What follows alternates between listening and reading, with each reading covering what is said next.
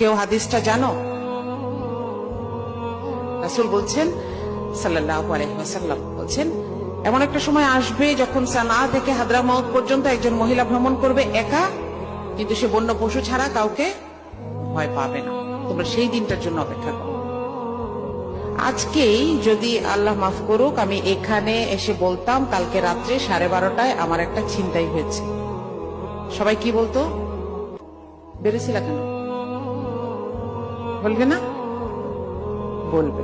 অথচ আল্লাহ রাসূল সাল্লাল্লাহু আলাইহি ওয়াসাল্লাম এমন সভ্যতার ওয়াদা করেছেন, সেটাকেই ইসলামিক সভ্যতা বলেছেন, যেইটাতে একটা মেয়ে একা ট্রাভেল করতে পারবে। এই সিকিউরিটিটাকে সভ্য হওয়ার একটা প্যারামিটার হিসেবে বলেছেন।